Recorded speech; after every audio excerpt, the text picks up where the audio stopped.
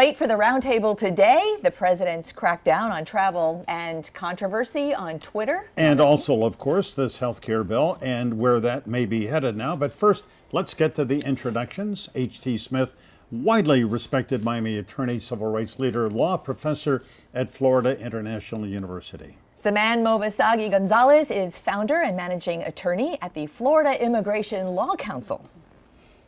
And Angela Vasquez, president of the Women's Republican Club of Miami. Angela, we're glad to welcome you here. Thank you for coming in. Thanks on this holiday weekend. Yes. Thank you. Saman, Yes. This travel ban, you Yes. are the immigration expert. Thank you. What? Sometimes. Thank you. All right, so what does it say? The Supreme Court voted 9-0. Right. You can go ahead on a limited basis. What is the limited basis? Well, it's really a very watered down version of the formal travel ban that went out in March. And basically what it states is that anybody who doesn't already have a visa on June 26, 2017, now from any of the 6 countries, Muslim majority countries, they have to go through another set of vetting in order basically to try to get a visa to come to the U.S. So they have to be able to show that they have a close bona fide relationship with a parent, That's the sibling, key phrase, spouse, bona right? fide Bona fide relationship. Exactly. Grandparents aren't included, aunts and uncles aren't included, cousins or extended family members. And then the other part of that is that if they have a close business relationship with a business entity, they'll have to be able to prove these in order to get the visa status that they need. And if they can't prove this, then they'll have to go through a waiver process.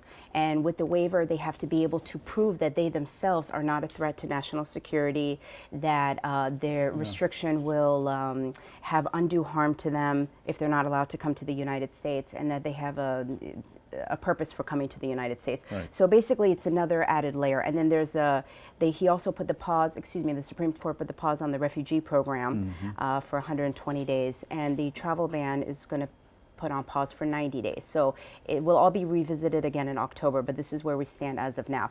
And I think the really main concern here is how all of this is going to be implemented at the airports, because at the airports and at the embassies, that's where the real focus comes out. What a difference the airports, though. Angie has, at this time, there were no protests, and when was it, a couple of months ago, the first travel ban, it was bedlam at the airports, not only with people coming in, but people who come out to protest. This time, not so much. Well, I think it's maybe not as new news, and maybe the idea that it's 6 countries, it's 90 days, 120 days.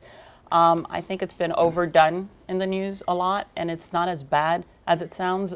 There are 50 Muslim countries, only 6 are included. And to your point about the Supreme Court, I think something that people overlook is there's a separation between foreign policy and domestic policy, and I think if the Supreme Court starts telling the president what they're allowed to do and not to do, you're skating on very thin ice, because it could have other implications as well. Well, the president supremely has the right to make foreign policy. HT, I would point out, maybe you're about to, that never one of the 6 countries that now have this special scrutiny, nobody from one of those 6 countries has been accused or has committed an act of terrorism against this country. And while we want our president to have significant authority over who comes in and out in terms of immigration, it should not be, however, discriminatory.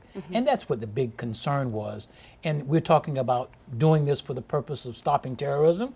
Well, what about Saudi Arabia, where 15 of the 17 hijackers came from? From I think 9/11. from 9/11. Yeah. There's going to be a tremendous amount of litigation, even though this is a 90 and 120 day relook at this, because these questions about bona fide educational, I'm in an educational institution, and bona fide business relationships are going to be tested in the courts. So, man, you know what I'm really stuck on is the stated purpose of this is the national security. Right.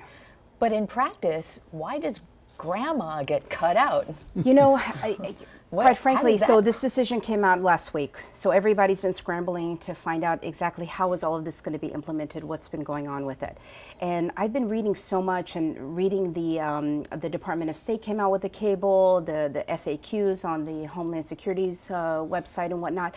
It's really interesting to see exactly who's being targeted here. you have people who are winning diversity visa lotteries who are going to be targeted here. People who invest in the EB-5, 500,000, 1 million people are going to be targeted here. If they don't have a family relationship here and they go to apply for a visa in the embassy and they can't prove that bona fide relationship, they're going to have to apply for a waiver. And they've already invested $1 million in a business here in the U.S. And So it's not really, I'm so sorry. No, go ahead. It's not really serving the purpose when you see this dramatic title of preventing foreign nationals committing terrorist acts in the United States. Okay, nobody disagrees that this is in the best interest of the United States, that title. Nobody disagrees with that. But that is something that needs to be handled in the foreign policy level. That's something that needs to be handled in our relationship with Europe or in the Middle East, not just singling out 6 countries and saying, okay, you can't come here because you're a national from Iran, or you can't come here because you're from Sudan. How many doctors do we have here from those countries? Well, direct to your question, I didn't know we had a big problem with abuelas and grandmamas being terrorists. How in the world are we leaving grandmothers It's out? not terrorists. It means they can't claim their children. I mean, the bona fide part, you have to have a close relationship. And that was the Supreme Court. The president did not ask, don't let your grandmother claim you.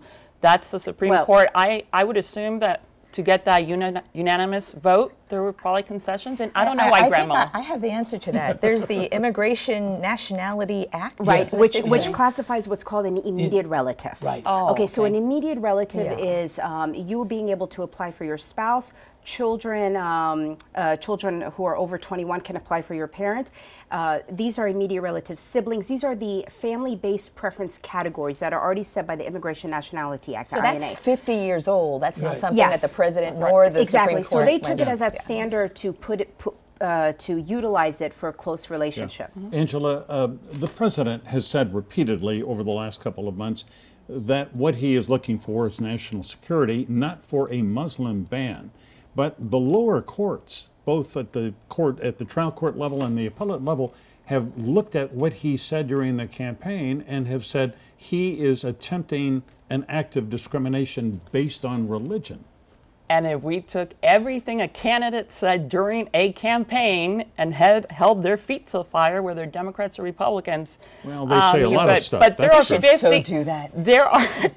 There are 50 countries. He picked the 6 countries that actually the previous administration had pointed out because of the vetting process, because of how those countries are right now. It's difficult to vet. If he was anti-Muslim, we'd just say all 50 countries, nobody can come in. And that's not what happened. It's 6. And yeah, he might have said, the word Muslim because the same way that, abuelitas didn't place the bomb. I don't know the last time that, a Jewish student bombed somebody or Cuban American, Actually, refugee. very recently. Well, actually, not here, yeah. but very Okay, recently. yes, actually, that was a bad one. No problem. But the point is, But point taken. We understand the point. Yeah.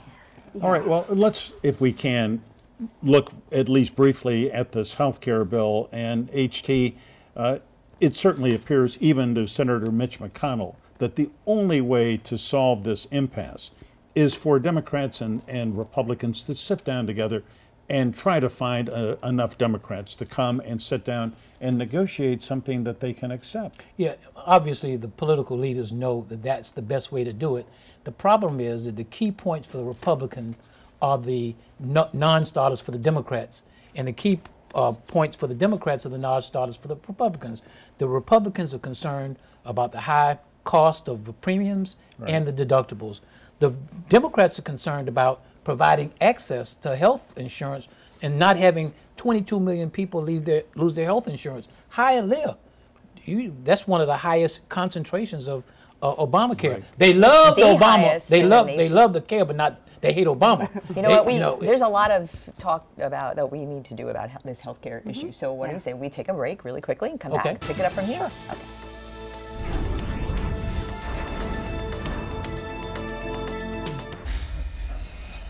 Welcome back to the roundtable. H.T. Smith, Saman Movasagi Gonzalez, Angela Vasquez. We are in the middle of a point you were making about healthcare. Doesn't matter what you call it. Don't take away my healthcare. I think that's where you're and going, we have a situation here where I think, and I can't wait to hear from Angela, that the Republicans have painted themselves in a no-win situation, because if this horrible bill passes, either the Senate bill or you're going to have people who can fact check because they've lost their health care. Their grandparents have lost their health care. Their children cannot, who have disabilities. I mean, they can fact check it. You can't say it's fake news because I've lost it. And if they don't, then they have not kept the promise with their base. So they lose both ways. Angela Vasquez, you run, what, 5 senior centers, Yes. Southwest Miami-Dade. A lot of these people clearly are Medicaid recipients, Yes. their bills are being paid for by Medicaid. 4.1 million people in the state of Florida are protected or served by Medicaid. And for all its shortcomings, it's really a good program and it works. What's going to happen to those people if this bill should pass?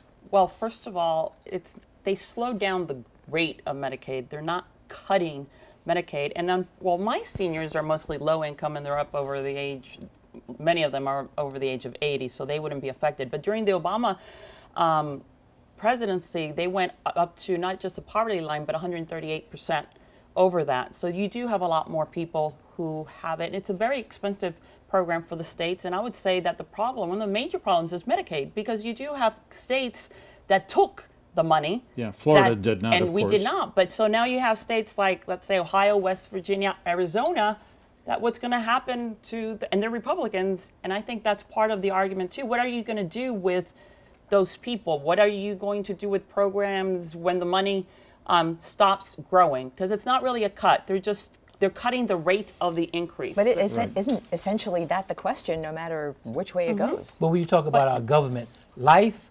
liberty, and the pursuit of happiness, we can't spend a tremendous overspend on life and the pursuit of happiness, health. We want to spend money on bombs. We want to spend money on a lot of other things that benefit the rich and the wealthy. We're talking about taking care of the vulnerable, their lives, not going to movies, not going to a show. We're talking about life. And so for a third of our budget, I think that's absolutely correct to have about a third of our budget deal with life and protecting the quality of life in terms of health care. But Angela? it's failing. It's failing. The exchanges are failing. There's people who, part of those 22 million people are people who are just not going to buy it anymore. People who have chosen to pay the fine because they can't afford it. People who have insurance cards and they don't use them because they can't afford it. There's counties. This is a rush to who's going to, I think it's political. If there are Republicans who believe, there are Republicans who believe let it die and it'll be all on the Democrats. And then there's Democrats that are just not coming to the table. I mean, Schumer just says, I won't do it because you said you might want to repeal it. You have to start somewhere. If you maybe put SAS with machine, Democrat or Republican, Right. I bet you they're kind of moderate that you might come up with something, but they're failing. There's going to be people in trouble even if they don't repeat. But this is the moment where a compromise is critical, it's essential, and there've got to be people like Susan Collins of Maine and Ben Sasse Yes. of Nebraska. I mean, Republicans, Democrats who are just going to say, we have to put aside these mantras, these slogans, and come together. I mean, Peggy Noonan in the Wall Street Journal this weekend wrote a great column where she said, this is a moment where compromise is called for. I mean, we just have to have it. Go ahead. Oh, I thought you had something to say. What I was going to say is, yes, there are some problems with Obamacare, but we have 20-some million people who now have insurance that didn't before. There's some shortcomings we should fix. We know the answer is not. Well, it's not working the way we want it to, so let's take it from everybody so nobody will have insurance. Well, the That problem is not the right way You to do don't know it. what the new one is. And I will take the blame for this. You would think after 7 years of whining about how bad Obamacare is. You when taking the time blame for came- that personally? Not personally, but they should have something. When you say they're going to lose insurance, you don't know that because you don't know what the new plan is going to be. Yeah. Right. It's more rhetoric.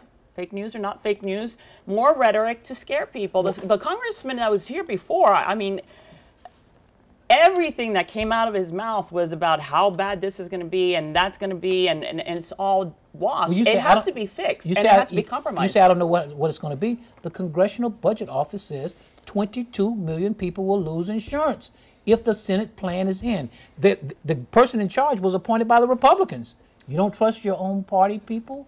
I'm sure you do. Not always. And the CBO has been wrong before, including with Obamacare, what was going to happen with that. And they've been right before, including with Obamacare and some other things as well. All right, if we can, I want to get to another subject that we spoke about. here with Congressman Deutsch, and Saman, that is these tweets the yes. president sent out this week about Mika Brzezinski and Joe Scarborough. Right. You just would hope that the president, any president, would have the power to disregard slights and things that are said that may truly be offensive, because he, or one day she, will have better things to do. Let's see, Kim Jong-un and healthcare and the Iran nuclear threat, or, I mean, there's no lack of things for a president to do Other than tweet tweeting in the middle of the night? about Mika Early in the Brzezinski. morning? Actually, early morning. Early morning. You know, the way that I look at it is this is not surprising. I mean, he's been doing this the entire campaign, and he did it before. It is who he is, and the American people elected him. This is the window to who the American people wanted. They wanted somebody who was going to fight back. It's characteristic of who he is. He Yes. is a fighter. But he doesn't take slights, and to an extent, that's a fine thing. But Angela, I mean, this language that he used, this personal attack on Mika Brzezinski, is misogynistic. It's insulting. She was bleeding from her faceless. We saw photos Why is that of her. misogynist? You think men do not get faceless? Because as a woman, What's I that found got that. to, what's that got to do with his?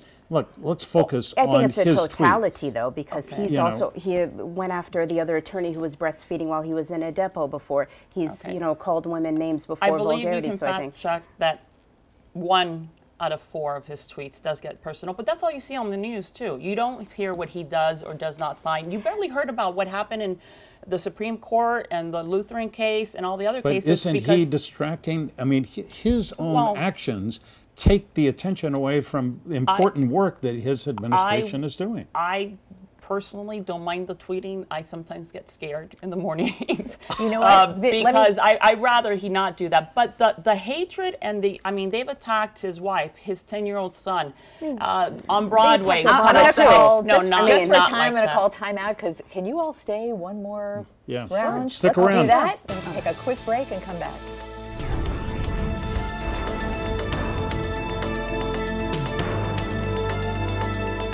We are so glad you are with us this morning for a final round here of the round table. And Saman, you were about to yes, button I was up your about point. just to make a point that I think what's even more concerning here, other than the tweets, is the Republican Party that are standing behind him. I think that they should be able to really disengage from these comments that he's making and continue on to the political agenda. But everybody gets so wrapped up with him, and they stand behind him what Well, he's saying. I've seen otherwise No, this yeah, time. this time. This yeah. week, I mean, Paul Ryan, I saw Republicans as well as Democrats say that's totally inappropriate. He shouldn't do it. So I would respectfully disagree.